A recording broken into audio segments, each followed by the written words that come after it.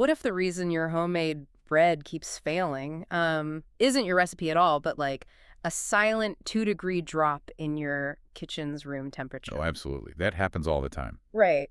Have you ever spent an entire Sunday afternoon just, meticulously measuring flour, kneading dough until your arms literally ache? And just hovering over that bowl. Exactly, hovering over the bowl only to pull what essentially amounts to a rock-hard brick out of your oven. The worst feeling. It really is. You tap on the bottom of the loaf, expecting that satisfying hollow thud you always hear about, and instead it sounds like you're knocking on a piece of petrified wood. Yeah, petrified wood is a great way to put it. It's so dense. It is incredibly frustrating. I mean, we romanticize baking, especially bread making, as this beautiful rustic art form. You do? But when you look closely at the materials we are diving into today, a very different picture emerges. A completely different picture.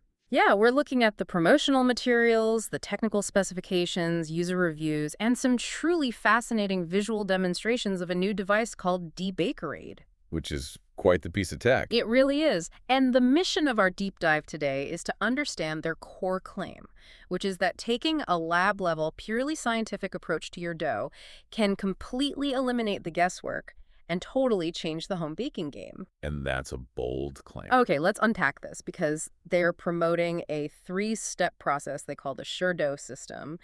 And I mean, they are making some massive promises about guaranteed results. They absolutely are making big promises. Yeah. And to understand why they feel confident making them, we have to fundamentally reframe how we think about what is actually happening in that mixing bowl on your counter. Right, because it's not just mixing. Exactly. Mm-hmm. My core belief, and really the entire premise of this device, is that baking isn't just tossing ingredients together and hoping for the best. It is a sequence of highly delicate chemical and biological reactions. Which we totally take for granted. We do. When a home bake fails, when you get that heavy brick you mentioned earlier, it's almost always because those delicate reactions were derailed by simple human error or, environmental inconsistency. Like a drafty kitchen. Precisely. We treat it like an art, but at a microscopic level, it is entirely a science. Which means we need to start at the very first major point of failure for home bakers, which is the biological process of simply waking up the yeast. The most critical step. According to the D'BakerAid specs, this stage takes exactly 35 minutes on their device. Not roughly 30 minutes. Right, not until it looks bubbly, but a hard 35 minutes. They have 3 specific tailored programs just for this stage. One for dry yeast, one for instant yeast, and one for fresh yeast. Which is crucial, yeah. And the standout claim here is that this device offers up to 90% tighter fermentation temperature control compared to traditional methods. 90% is huge. It's massive. And I want to paint a picture of what this actually looks like for you because the visual evidence provided in the materials is pretty striking. Oh, the GIF they show. Yeah, there's this GIF showing a yeast mixture sitting directly on the device's sleek black digital base, which they call the Smart Hub. Right, the Smart Hub. The mixture is in a clear bowl, and someone is vigorously whisking it with a traditional wooden-handled Danish dough whisk. And you can actually see the yeast actively bubbling and frothing. It looks wildly alive. It really does. There's even a review from an artisan bread hobbyist named Ollie J. And he actually calls this specific yeast program a fear-killing device. Fear-killing is an incredibly apt description. Really? Why is that? Well, yeast is generally what intimidates people the most because it is a living organism. Right. And living organisms are notoriously unpredictable if their environment isn't tightly regulated. But I have to push back a little here because my mind immediately goes to, like, a bespoke incubator for microbes. Sure. It feels very clinical. Why do we need a high-tech machine for this? Isn't a bowl of warm tap water what grandmas have used for centuries to wake up yeast? What's fascinating here is the biology of the temperature window and how misunderstood it actually is. Okay. Grandmas have indeed used warm tap water for centuries, but grandmas also have decades of tactile experience to know exactly what warm should feel like on their wrists. That's true, yeah. And even then, they still experience failed loaves when a sudden draft in the kitchen cools the bowl down. Yeast is a living, single-celled fungus. Which sounds kind of gross when you say it like that. It does, but it's the truth. Let's look at dry yeast, for example. During the manufacturing process, it is dehydrated, which forces the yeast cells to form a hard biological armor around themselves to survive. Oh, I didn't know that. Yet to wake up, it requires a very specific burst of thermal energy to melt that armor away, without killing the delicate organism inside. So if you are standing at your sink just guessing what warm feels like, you are essentially playing Russian roulette with a fungus. That is the exact reality of it. Yeah. If your tap water is a few degrees too hot, you literally boil the yeast alive before it can even break out of its shell. Oh. And if it is a few degrees too cool, that biological armor never fully melts, and the yeast remains sluggish and only partially activates. So it just sits there. Exactly. Furthermore, fresh yeast is totally different. It is already hydrated and exposed. It's essentially naked. Okay, so no armor. Right. If you hit fresh yeast with the same temperature required to melt dry yeast's armor, you will destroy it. Ah, that makes sense. That is exactly why the device has 3 separate settings.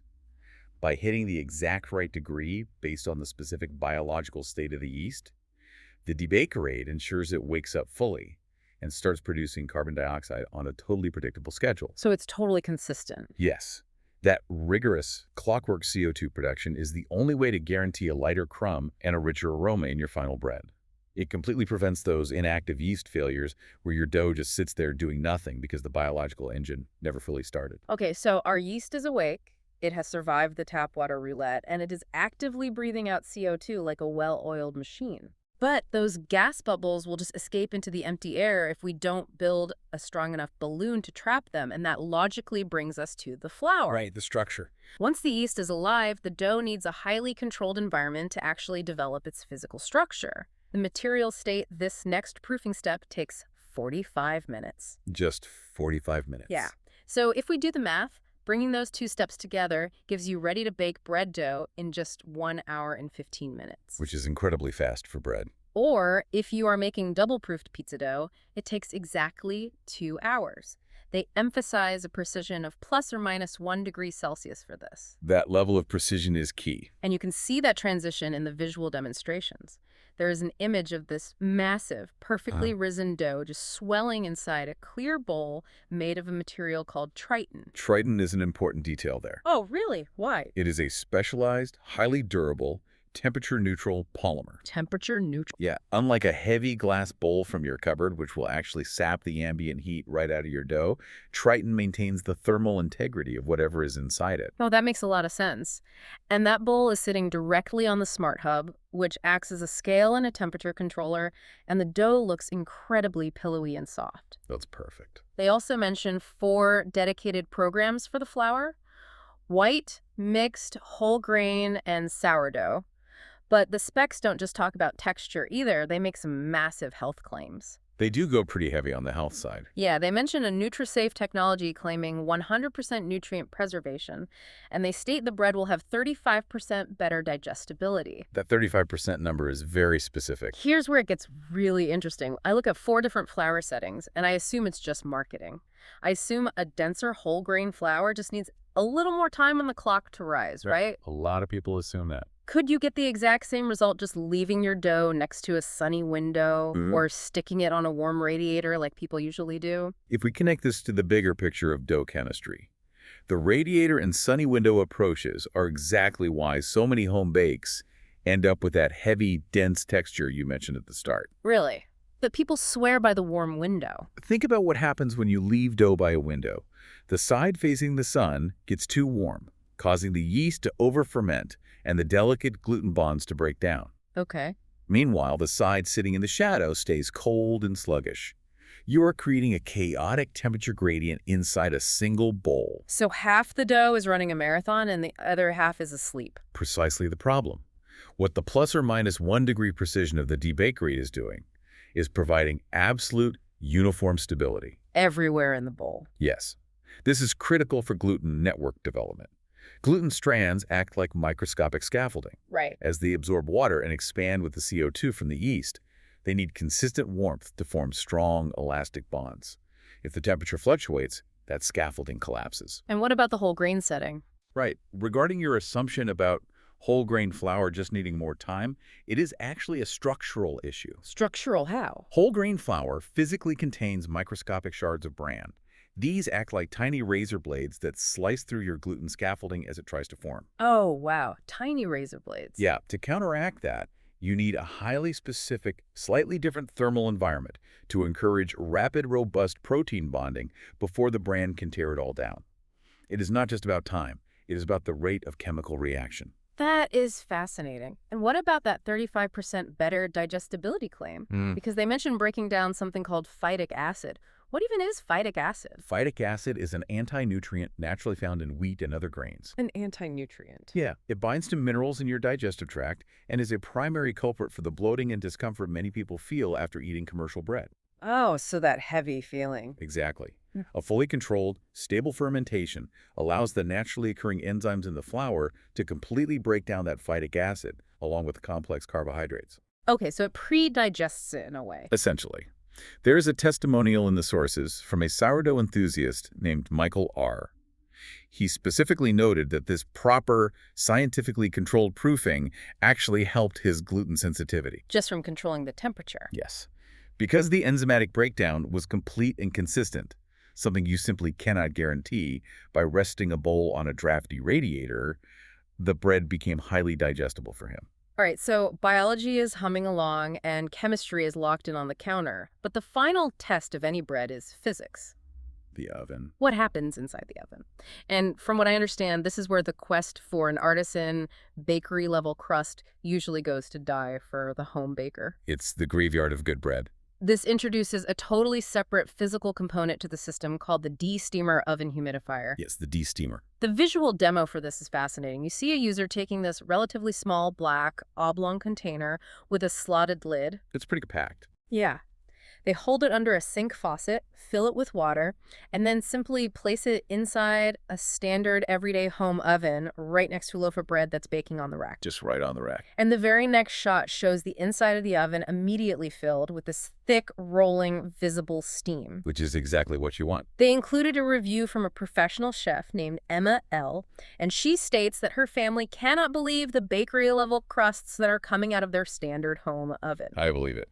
Now, I'm looking at this little slotted box, and I assume the goal here is just to make the outside of the bread slightly soggy so it doesn't burn before the inside finishes cooking, right?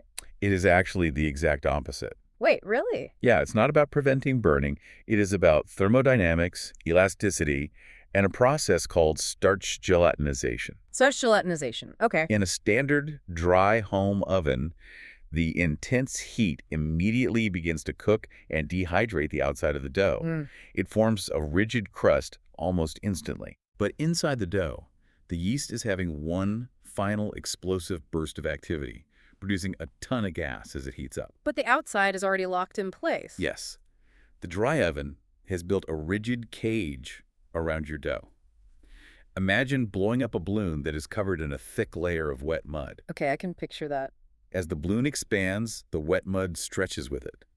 But if that mud dries out and hardens into a rigid shell before you are done blowing it up, the balloon either stops expanding entirely or the pressure becomes so great that it violently cracks and tears the mud.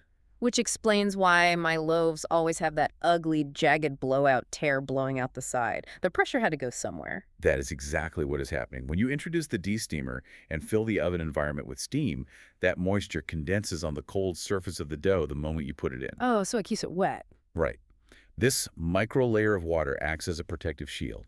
It physically keeps the surface pliable and elastic for the first 10 to 15 minutes of the bake. That makes total sense. This allows the dough to continue expanding outward and upward without restriction. A physical phenomenon professional bakers call oven spring. You maximize the volume of the loaf. And what about the crust getting soggy? As for the crust itself, the steam interacts with the starches on the surface of the dough, creating a liquid gel. Ah, the gelatinization. Yes. When the steam finally evaporates and the baking finishes, that gel dries into a beautifully caramelized, shatteringly crispy, golden exterior instead of a thick, dull, hard shell. That balloon analogy completely changes how I view my oven. It's amazing how much of an impact just managing the moisture can have. It changes everything. And what really stands out in these sources is that because the D'BakerAid system relies so heavily on exact, precise temperature control, rather than just being a single-use bread machine, it actually opens up a whole range of culinary applications. It really is more of a multi-tool. We can think of it as a quiet lab assistant, which is a perfect way to look at their broader ecosystem. I like that phrase. There is a great visual of a chef using the included stainless steel bowl sitting right there on the Smart Hub. They are using the high-resolution, incredibly vibrant digital touchscreen interface. It's a 3-inch TFT touchscreen to perfectly melt a block of segmented chocolate. Oh, tempering chocolate is so difficult. You can see beautifully baked croissants in the background, and the chocolate is just melting into this perfect, glossy pool without breaking or seizing. The versatility of a precision heating element goes far beyond dough. Oh. Chocolate, much like yeast, is notoriously temperamental when it comes to temperature. And they are heavily promoting a free gift kit with the system right now, which leans into this idea of a complete toolkit. What's in the kit? It includes 2 aprons, the wooden Danish dough whisk we mentioned earlier, and a bread lame with 5 extra blades, Oh, yeah. which, if you aren't familiar, is basically a baker's scalpel used to cleanly score the top of the dough so it expands beautifully in the oven. Yeah, that's how you control where the pressure releases. Exactly. The range of people finding value in this ecosystem is incredibly wide. We have 2 very distinct user reviews in the materials that I think highlight this perfectly. Where are they from? On one hand, you have master pastry chef Dudu Outmazgene. This is a professional with over 1 million followers, 2 published books, and more than 30 years of patisserie experience. Oh, he knows his stuff. Definitely. He calls the D'BakerAid the tool he never knew he was missing, praising the sheer reliability it brings to his professional kitchen. High praise. But then, on the other hand, you have a novice home baker named Miriam S. She says she uses the device as her quiet lab assistant to safely test hydration levels and dough strength without worrying about ruining an entire batch. That's a huge benefit for beginners. So what does this all mean? When you synthesize all of this, the core value proposition they are making is that this device saves bakers 3 to 5 hours per bake, and it claims a 100% success rate. 100%. Yeah, it's aiming to turn what is traditionally an anxiety-inducing, messy chore into a joyful, utterly predictable process. This raises an important question about how we fundamentally value our time, our energy, and our resources in the kitchen. Yeah, for sure. When you remove the anxiety of failure, you change the entire emotional experience of cooking. Science bridges the gap between decades of hard-earned tactile experience and the modern home cook. Because nobody wants to throw away a premium bag of organic flour or scrape a sticky, failed mess into the trash. Exactly. And that touches on a much broader implication found in the sources. Relying on scientific precision over guesswork doesn't just guarantee that you will have a delicious loaf of bread for dinner, it significantly reduces food waste. Oh, I hadn't even thought of that. Think about how many failed doughs are discarded globally every day simply because the yeast didn't activate or the proofing collapsed in a drafty room. It has to be a lot. There's a quote in the materials from a food research and development professional named Leo. He points out that this device has become essential in his kitchen, not just because it saves time, but because it actively supports sustainable cooking. By not wasting ingredients. Right. By ensuring a 100% success rate through temperature control, you are honoring the ingredients. You aren't wasting the agricultural resources, the water, and the labor it took to grow that wheat. You are making the absolute most of every single batch. That is a really profound way to look at a kitchen appliance. It's not just a convenience gadget. It's a waste reduction tool powered by biology and chemistry. That's exactly what it is. So, to recap the journey we've taken today through these sources, we started with the absolute biological precision required for yeast activation, ensuring those microbes melt their biological armor and wake up in the exact right temperature window. The first crucial step. Then, we moved into the chemistry of tailored flour proofing, maintaining a stable environment to build the perfect gluten scaffolding while breaking down anti-nutrients. Which gives you that perfect structure and digestibility. And finally, we explored the physics of steam baking, using a microlayer of moisture to keep the crust elastic and achieve that massive professional oven spring. The thermodynamics of the oven. If you have ever felt overwhelmed by finicky sourdough starters or had to order takeout because your pizza dough completely failed to rise on a Friday night, a system like this proves that science can step in to provide total confidence. It demystifies the magic of the bakery and puts it right on your countertop. It proves that you don't need decades of tactile experience if you can simply control the environmental variables. Which leaves me with a final, somewhat provocative thought for you to mull over. We've just seen how a relatively compact kitchen appliance can perfectly master the notoriously fickle organic processes of yeast fermentation and gluten development through pure digitized temperature control. Right. If we can put a lab-grade biological incubator on our kitchen counters to tame bread, what other traditionally untamable artisanal culinary arts might be next? That's a great question. Could we soon see devices that perfectly digitize the environmental conditions for aging a wheel of camembert cheese? Or precisely fermenting a small batch of wine right next to our coffee makers? If the science is just a matter of controlling the variables, the future of the home kitchen might look a lot more like a professional laboratory.